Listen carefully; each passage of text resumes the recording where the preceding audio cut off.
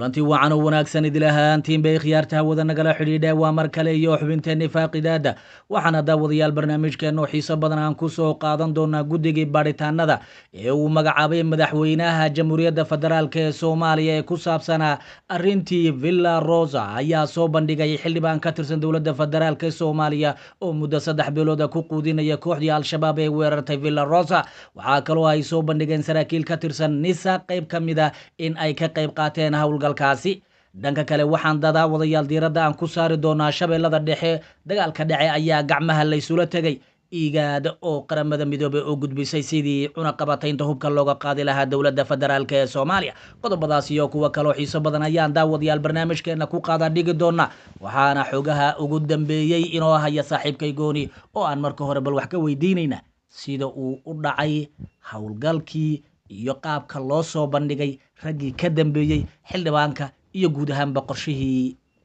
ay kooxda al-shabaab soo maligeen faragodow waa mahadsan tahay horta haddaan ku hormarno ururka al-shabaab waatay qarax ka geysteen villa rosa oo u dhow madaxtooyada soomaaliya iyo godka jilacow marka baaritaan aad u culusaa la sameeyey baaritaankiina waxaa waaye guddi ay u xilsaaray madaxweynaha maadaama uu ku aamini waaya hay-adaha amniga inay caddeyn buuxda keenaan guddigaas waxaa kamid ahaa la taliyaha amniga qaranka xuseen macalin ninka lagu magacaabo ee madaxtooyada soomaaliya waxaa kaloo kamid ah shuute oo ah gudoomiyaha maxkamadda ciidamada qalabka sida iyo waxaa kaloo isagana la magacaabay 2 nin kaloo ayagana xubnayaalka ah dowladda federaalk soomaaliya kuwaasoo ayagana hormuud looga dhigay inay soo baran oo uu kamid yahay gudoomiyaha maxkamadda sare isagana darajada koowaad inuu soo baaro kiiskaas ay soo baaraan oo caddeyn ay keenaan ugu dambeyntii kiiska wuxuu lagu hadla galay baarlamaanka soomaaliya iyo waxaa lagu hadla galay hay-adda nisa oo mahad salaad hogaamiyey marka baarlamaanka nin xildhibaan ah ayaa waxaa la yidhi 3 bilood in ku dhow ayuu wuxuu ku hayay nimanka weeraray meesha 6 ahaa oo la dhahay 5 waa la dilay midna qaraxu ku dhintay oo marka hore isqarxiyey 6dooda gurigiisa ka tirsanaayeen baawur xildhibaanka lagu waardiya xataa marmarka qaar raaci jireen si caadi gurigiisa ugu noolaayeen oo raashinka ay ka cuni jireen marka 6doodaba xildhibaankii waa lala wadaagay madaxweyne xasan maxamuud midkoo yahay laakiin waxaa laga qaranaya warbaahinta waxaa kaloo loo sheegay in hay-adda nisa saraakiil waaweyn oo ka tirsan oo mahad salaad hoos tagto in ayagana ay wax ka gudbiyeen qaraxyada sababto marka hore la isweydiinayaba dowladdu haddaysan qaraxyada kulug lahayn ayada ma suuro galeen meeshana ma imaadeen marka leenkan waa leen dheer madaxweyne xasan maxamuudna waa lala wadaagay raggii guddiga oo xil saarayna xogtaas ay madaxweynaha la wadaageen waxaana laga yaaba maalmaha soo socoto inay sheekadu intaan iska bedesho mahad salaado naftigiisa maxkamadda darajada koowaad ee su-aal la weydiisay oo isagana jawaab ka bixin waayey oo xaalad ku cakiran tahay iyo xildhibaankii oo madaxweynaha loo qoray laakiin saxaafadda aan lala wadaagin ayaa kiiskaas kusoo aruuray dib ugu dambeynna waxaa laga yaaba madaxweynaha inuu go-aan intoo gaaro oo howlgalkaas degdeg intoo sameeyo howlgal degdeg intoo sameeyo xilalka uu ka qaado mahad salaad xildhibaankaasna xasanada laga qaadi doono warar kaloo faahfaahsan oo intaas kasii badanna way soo bixi doonaan faragodow dhanka kale intayna ka bixin kooxda al-shabaab waxaa soo baxaya warar agooniyow in kooxda al-shabaab kiiskii dhowaan sacdiya samatar ay dabada ka riixaysay ee ahaa arrimaha jinsiga in ay ku lug lahaayeen kooxda al-shabaab arrintaasi dad badan ayaa qariibsanaya gooniyow say wax u dhacayaan horta kiiska aadamadoobe iyo marka hore waxaa ku jiray sacdiya samatar waxaana laga soo abaabulay dibadda marka maadaama dibadda laga soo abaabulay sacdiya samatarna markii ay muqdisho timiday lacagihii kala qaybsadeen ay dhaqaaji waayeen kiiskii shabaab baa soo dhex gashaa laleeyahay shabaab xiriir la sameeyeen sacdiya samatar waxay ku dhaheen lacagaan ku siinaynaa kiiskii asagaha jinsiga ahaa oo aad qadaraas kusoo qaadateen annaga waa kula soconaaye bal sii boonbooni oo dhaqaaqiisi bilow si fiican u howlgeli lacagna waan ku siinaynaa marka ayagoo shabaab kiiskaas jinsiga iyo qanisiintaas ayagoo dan gooniya ka leeyihiin macnaha waxay ka rabaan in la dhaho shabaabkiyaa fiicnaayo shabaabku waxay diidayeen in baarlamaanka iyo waxaan kiisaskan jinsiga iyo balaayada iyo qoomuluudka ka shaqeynayaan marka baarlamaan qoomuluud ka shaqeynaya shabaabku markay la dagaalayeen shabaabku way saxsanaayeen marka commentiga xadada qaar aan ugu soo bixiyo qoomuluud ma iska ilaalinaa mase waxyaabo kale iska ilaalinaa oo sheeg maxaa la yirahdaa dagaal oo shabaab iska ilaalinaa dadaa soo qoray marka shabaabka dhaama qaara dhahay oo in shabaabku macnaha maadaama ay dhisan waxyaabahan ka hortagayeen oo federaalka waxa lagu diiday asaas kamid ahayd shabaabka dhaama in la yiraahdo marka sacdiya saas kusoo bushgarayna leeyahay ayagu marka taageeray ka raadinayaan taageero bulsho si dowladda ay ugu dhaleeceeyaan dowladuna ay u dhaqdhaqaajiso waa ka saas waa dhanka kale gooniyo waxaa jira dagaalo xoogan oo ka socda shabeellada dhexe oo la sheegaya in gacmaha la isula tagay kaasi oo u dhexeeya kooxaha al-shabaab iyo dowladda federaalk ee soomaaliya haddaba arrintaasi say wax u dhaceen dagaalka wuxuu ka dhacay deegaan lagu magacaabo nuur dugle oo hoos tago degmada aadan yabaal waxaa weerar kusoo qaaday ciidamada dowladda federaalk soomaaliya dhaqaaq halkaas ka waday waxaa weerar kusoo qaaday nimanka la yidhaha shabaab markii shabaabka weerar kusoo qaadeen horta intay soo gelin meesha miinooyina jidid ku aaseen weerarkan way bilaabeen haye qaraxna way ku tuureen meesha qarax ay ku galeen haye dagaal toos ah dhacay haye meesha waxaa la sheegay in 10 qofood shabaab laga dilay haye shabaab dhankooda waxay sheegeen in 4 askari dileen 2 qorayna ay qabsadeen kow oo marka koowaad ay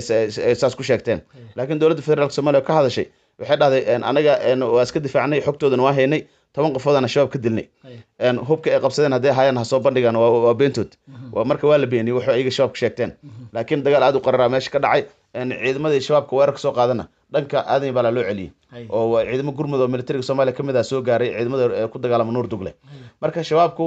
waxa way waxay ku difaacayaan aadan yabaal maadaama xildhibaan Jacfar oo dhulka inta ka safray Muqdisho inta ka safray gaaray deegaanka Tardo mhm, oo dhahay maalmaha soo socda waxaan ka qudbayn doonaa meesha la aadan yabaal mhm, oo asaga iyo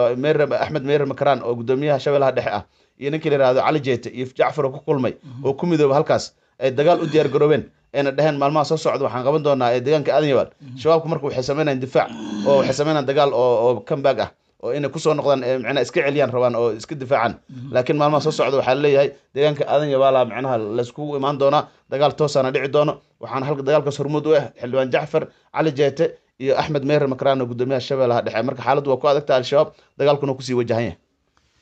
dhanka kale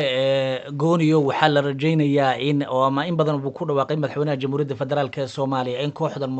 muddo gooban uu ku soo afjari doono maadaama oo ciidamada dowladda macawisleyda iyo dadka qabaa'ilkaba loo diyaariyay si ay uga qayb qaataan arrintan marka ma isleedahay muddo kooban baa lagu soo afjari karaa ama kooxdani waa ma sii jiri karaan horta shabaab ma sii jiri karaan oo horta dagaalada lagu horta marka hore lagu qaadaa laga arkay inaysan shabaab tabar lahayn haye oo sida loogu qaado ciidanka macuslada dhaqaaqa ay sameeyeen howlgalka ay sameeyeen ciidamada beelaha mursade iyo xawaale iyo abgaal dhaqaaqa ay sameeyeen iyo weerarada ay qaadeen si uu guuleysteen la dareemi karaa inaysan shabaab ku tabar lahayn inkastoo dagaalka dhanka galmudug oo qorqor hogaamiye oo gaabis ka yahay deegaano fara badanna laga soo baxay shalay qorqor wuxuu tegay deegaanka baxdo wuxuuna yidhahdaa howlgal cusub iyo dagaal cusub aan geli doonaa marka horta dagaal haddii nimankaas lagu qaado inay dhammaan doonaan ay u badan tahay kiiskoodana soo afjarmi doono caldheer hadda waxaa leeyahay wuxuu orod ku gaaray meesha la yidhaha ceelbur halkaasu shabaabka deegaanada Shabeellaha Dhexe ka dagaalamaya iyo ayuu ka hagaya oo leeyahay gala meesha kusii aruura marka xaaladdu shabaabku waa daciif awoodna ma lahan waxna iskama dhicin karaan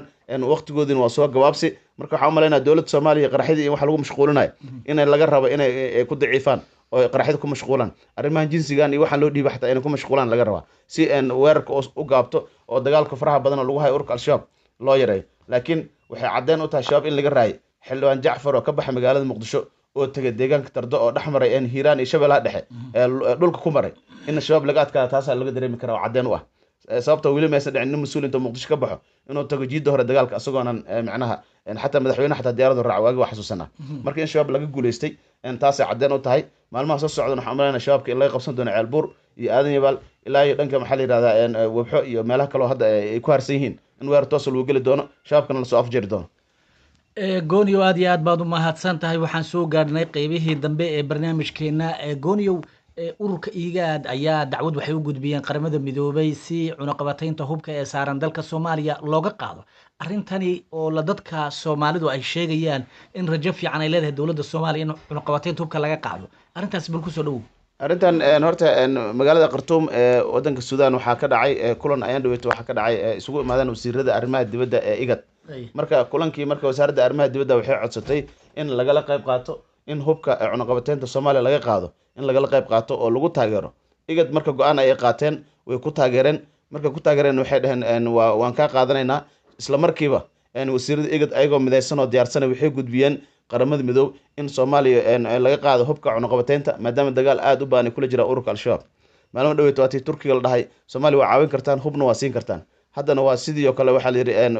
qaramada midoob loo gudbiyay IGAD ayadoo midaysan ay gaarsiisay marka waxaa la leeyahay taageer aad u balaaran ay halkaas ka heleen marka taageeradaas hadda ay u muujisay IGAD waxaa laga yaabaa in wax guul weyn u noqoto Soomaaliya oo laga qaado cunaqabataynta hubka maadaama ay dhibaato fara badan ay ku hayaan ururka al-shabaab muddo fara badan ay macnaha ka taxadarayeen inay hub helaan oo maadaama ciidamo aad u fara badan Eritrea ka joogaan wadamo kale ay ka joogaan ayna u baahan yihiin qalabeyn iyo hub aad u fara badan saas ay macnaha ay codsatay Soomaaliya haddana waxaa la leeyahay guul ay u dhowdahay in Soomaaliya hubka cunaqabataynta laga qaado ayaa laga yaabaa maalmaha soo socda